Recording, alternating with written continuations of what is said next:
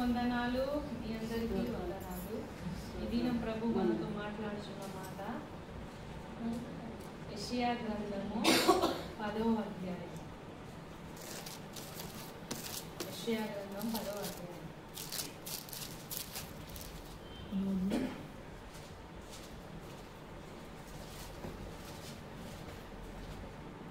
యెషయా గ్రంథం 10వ అధ్యాయము.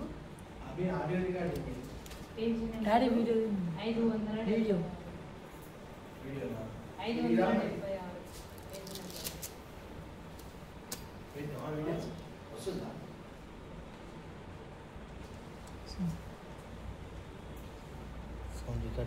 యెషయా గ్రంథం 10వ అధ్యాయము 24వ వచనం. 10వ అధ్యాయము 24వ వచనం నుండి 34వ వచనాల వరకు 24వ వచనం చూద్దాం.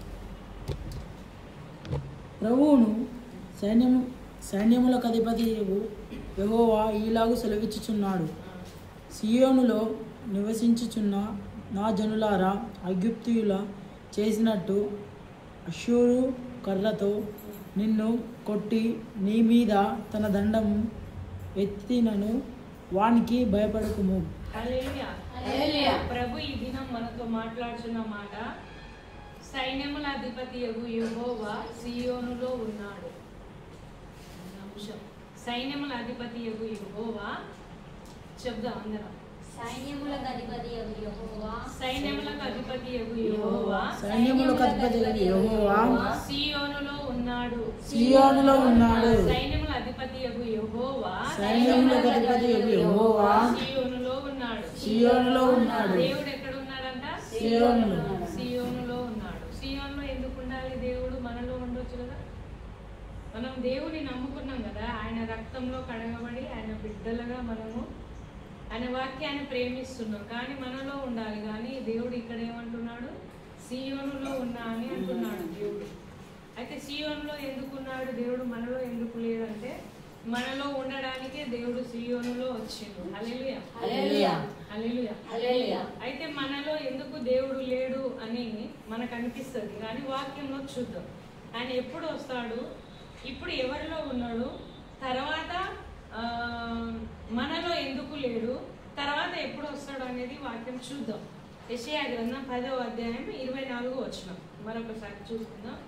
ప్రభువును సైన్యములకు అధిపతి యెహోవా ఇలాగు సెలవిచ్చుచున్నాడు. యెహోవా ఇలాగు సెలవిచ్చుచున్నాడు. సియోనులో నివసించుచున్న నా జనులారా, ఐగుప్తీయులు చేసినట్టు అష్షూరు కర్రతో నిన్ను కొట్టి నీ మీద తన దండము ఎత్తినను వానికి భయపడకుము. ఇకను కొద్ది కాలమైన తరువాత నా కోపము చల్లారును. ఇక్కడ దేవుడు ఏమని సెలవిస్తున్నాడు? సైన్యముల అధిపతి యెహోవా అంటే సియోనులో నివసిస్తున్న నా జనులారా అని దేవుడు అంటున్నాడు. దేవుడు ప్రజల్ని ఏమంటున్నాడంటే నా సియోనులో ఉన్న నా జనులారా అని అంటున్నాడు. మనమందరం ఎవరు అంటే సియోను జనులం. దేవుడు ఎక్కడ ఉంటాడంటే సియోనులో ఉంటాడు. అప్పటి కాలంలో యేసు ప్రభు రాక ముందు దేవుడు ఎవరితో మాట్లాడతాడంటే దేవుడు ఎవరితో మాట్లాడతాడు కాదు, యేసు ప్రభు రాకముందు దేవుడు ఎవరితో మాట్లాడాడు?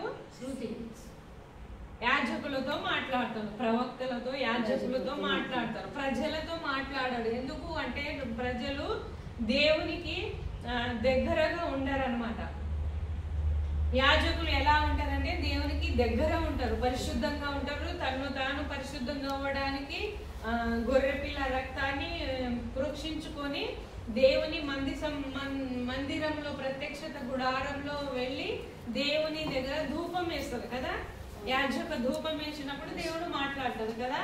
ఇప్పుడు కూడా దేవుడు మనతో మాట్లాడాలి అంటే దేవుడు ఎక్కడ ఉన్నాడంటే సియోనులో ఉన్నాడు. మనలో ఎందుకు లేడు అంటే మనలో కొన్ని ఇవి ఉన్నాయి అన్నమాట. దేవునికి అడ్డుగా ఉన్న కొన్ని పాపాలు, బలహీనతలు ఉన్నాయి. ఆ అడ్డు బలహీనతలు పోయినప్పుడు దేవుడు మాట్లాడతాడు. అయితే ఇప్పుడు దేవుడు ఎక్కడ ఉన్నాడంటే సియోనులో ఉన్నాడు.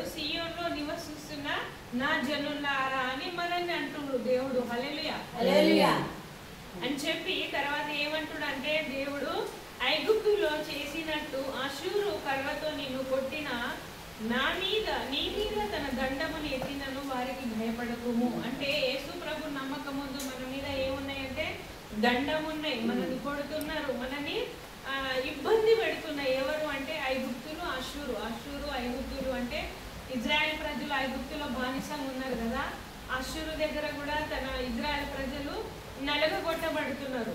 ఇప్పుడు కూడా ప్రభు దగ్గర మనము రాకముందు మన మీద కొన్ని భయములు ఉన్నాయి, కొన్ని దండములు కూడా పనిచేస్తున్నాయి. అవి ఎలాంటి దండం అంటే పాపం అనే దండం, అబద్ధం అనే దండం, శాపం అనే దండం, అపరాధము అనే దండము, అక్రమము, భయంకరమైన చెడు క్రియలు, చెడ్డ క్రియలు, చీకటి క్రియలు, అప్పు సమస్యలు, ఇలాంటి కొన్ని ఈ సమస్యలు ఎలా ఉన్నాయి మనకంటే దండముగా ఉందన్నమాట. ఆ దండం ఎక్కడ నుండి అంటే ఐగుప్తులు ఇజ్రాయెల్ ప్రజలను ఎలా వాళ్ళు బానిసగా చేసుకున్నారు, అలా ఐగుప్తులు అషూరు అనే రాజు మన మీద దండన చేస్తున్నాడు. హల్లెలూయా హల్లెలూయా. అంటే యేసు దేవుడు మనతో మాట్లాడడానికి ఆలస్యమైతుంది. ఒకవేళ దేవుడు మాట్లాడతాడు, ఆయన ఎప్పుడు మాట్లాడే దేవుడు, నిత్యము మాట్లాడే దేవుడు. కానీ ఇవన్నీ మనం కలిగి ఉన్నప్పుడు పాపము, శాపము, అపరాధం, అప్పులు, బాధలు, శ్రమలు, ఇరుకు, ఇబ్బందులు అనే దండము మన మీద ఉన్నప్పుడు దేవుడు మాట్లాడుతున్నది మనకు అర్థం కాదు. అందుకే దేవుడు మాట్లాడుతున్నది మనకు అర్థం అవ్వాలి అంటే ఈ దండము పోవాలి. హల్లెలూయా హల్లెలూయా. అందుకే అంటున్నాడు దేవుడు ఇక్కడ, ఇకను కొద్ది కాలమైన తర్వాత నా కోపము చల్లారును. ఇవన్నీ ఎందుకు వచ్చినాయి అంటే దేవుని ప్రేమ మనకు అర్థమవడానికి, దేవుని బాహుబలం మనకు అర్థమవడానికి, దేవుని బలియాగము మనకు అర్థమవడానికి ఇది జరగాల్సి ఉంది అన్నమాట మన జీవితంలో. అయితే చూద్దాం ఇంకా అలానే చదువు 26, 27 వచనం, 27 వచనం చూద్దాము. ఆ దినమున నీ భుజము మీద నుండి అతని బరువు తీసివేయబడును, నీ మెడ మీద నుండి అతని కాడి కొట్టివేయబడును.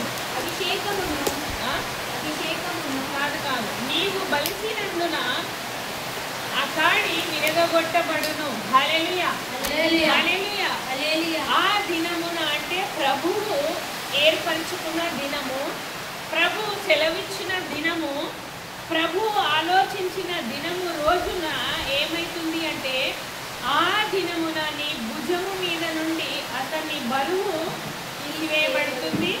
రెండవది నీ మెడ మీద నుండి అతని కాడి కొట్టివేయబడును. మూడవది మూడవది నీవు బలిసినందున ఆ కాడి విరగొట్టబడును. అంటే మన మీద దేవునికి దూరంగా ఉన్న ప్రజల మీద మన మీద 3 కాడిలు ఉన్నాయన్నమాట. ఇక్కడ ఏంటిదంటే భుజం మీద ఒక కాడి ఉంది, మెడ మీద ఒక కాడి ఉంది. నీవు బలిసినందున ఆ కాడి, బలిసి అంటే అపవాది మన మీద చేస్తున్న రెంకెలు, ఆయన వేస్తున్న నిందలు, ఆయన బలమంతటి ప్రయోగించి మన మీద పెడుతున్న ప్రతి కాడిని, ప్రతి బరువుని దేవుడు ఏం చేస్తున్నాడంటే విరగొట్టడానికి చూస్తున్నాడు. హల్లెలూయా హల్లెలూయా హల్లెలూయా. ఏమేం కాడులు ఉన్నాయంట? మన భుజం మీద ఒక కాడి ఉంది, మెడ మీద ఒక కాడి ఉంది. ఆయన బలిసి పెట్టింది అంటే ఆయన గర్వంతో, అహంకారంతో, ఆయన గర్వంతో, అపవాది గర్వంతో, అహంకారముతో, ఆయన కుళ్ళుతో, కుట్రతో పెట్టిన, బలిసి పెట్టిన ప్రతి కాడిని యెహోవా దేవుడు విరగొట్టడానికి సీయోనులో వచ్చాడంట. హల్లెలూయా హల్లెలూయా. చదువుదాం 28, 29 వచనం. అషూరీయులు అర్హత మీద వస్తున్నారు, నిద్రోలు మార్గముగా పోతున్నారు, నిత్యాసులు తమ సామాగ్రి ఉంచుతున్నారు, వారు కొండ సందు దాటి వచ్చుతున్నారు, రామ వెనుక చిన్నది రామ ఒడిన చిన్నది గెబాలో బస చేతును రండి అని అనుచున్నారు. సౌలు దివ్య నివాసులు దివ్య నివాసులందరూ పారిపోతున్నారు. గల్లీ మూలల గల్లీలారా బిగ్గరగా కేకలు వేయుడి, లాయిషు ఆలకించుడి. అయ్యయ్యో అయ్యయ్యో ఆనోకు మధ్యేన జనులు పారిపోవుదురు, దివ్యా నివాసులు పారిపోవుదురు. ఈ దినమే దండు నోగులు దిగును, ఈ దినమే సియోను. ఈ దినమే 32వ వచనం మరొకసారి చదువు. ఈ దినమే దండు నోగులు దిగును, ఈ దినమే సియోను కుమారి పర్వతమును యెరూషలేము కొండ మీద వారు తమ చేయి ఆడించుదురు. హల్లెలూయా హల్లెలూయా. ఇక్కడ సియోనులో నివసిస్తున్న జనుల మీద కాడి వేయబడినది. ఆ కాడి ఎవరు వేశారు అంటే ఐగుప్తీయులు, అష్షూరు, వీళ్ళందరూ వేశారు. తన ప్రజల మీద, దేవుని వెంబడిస్తున్న ప్రజల మీద వేయబడిన కాడిని తీయడానికి దేవుని సమయం వచ్చింది. హల్లెలూయా. ఎన్నో సంవత్సరాల నుండి దోషము, పాపము, అపరాధము, దరిద్రము, అప్పులు, సమస్యలు, బాధ, చీకటి, అనారోగ్యము, భయము అనేక కాడిని తన ప్రజల మీద అమర్చుకున్న ఉన్న ఈ కాడిని తీయడానికి దేవుని సమయం వచ్చింది. తన ప్రజలు వారు ఉన్న స్థితిలోనే ఏ కాడితో ఉన్నారో, ఏ బలహీనతలో ఉన్నారో కానీ దేవుని వెంబడించడం మాత్రం మరిచిపోలేదు. అందుకే దేవుడు అక్కడ జ్ఞాపకం చేసుకుంటున్నాడు. సియోనులో నివసిస్తున్న నా జనులారా అని దేవుడు మాట్లాడుచున్నాడు. సైన్యముల అధిపతియగు యెహోవా ఇలాగు సెలవిచ్చుచున్నాడు.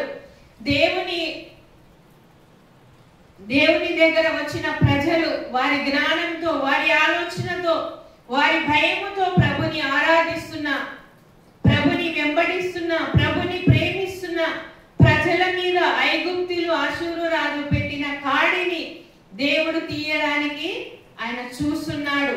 ఇన్ని రోజులు నువ్వు ప్రభుని వెంబడించినావు, ప్రభుని ప్రేమించినావు, ప్రభుని ఆరాధించినావు. నీ మీద అనేక కాడులు ఉన్నాయి, బరువులు ఉన్నాయి, బాధలు, ఇరుకు, ఇబ్బందులు, భయము అన్ని ఉన్నప్పటికైనా దేవుని వెంబడించడం అనేది మరచిపోలేదు. కాబట్టి దేవుడు ఇక్కడ సెలవిస్తున్నాడు. హల్లెలూయా. ప్రభువును సైన్యముల అధిపతియగు యెహోవా ఇలాగు సెలవిస్తున్నాడు. ఎందుకు దేవుడు సెలవిస్తున్నాడంటే నీ మీద ఉన్న కాడితోనే ప్రభుని ఆరాధిస్తున్నావు, నీకున్న బాధలోనే ప్రభుని వెంబడిస్తున్నావు, నీకున్న సమస్యలోనే దేవుని ఆరాధిస్తున్నావు. కాబట్టి నేను చూసి ఉన్నాను, ఇలాగు నేను సెలవిస్తున్నాను, భయపడకు నా జనులారా అని దేవుడు మాట్లాడుతున్నాడు.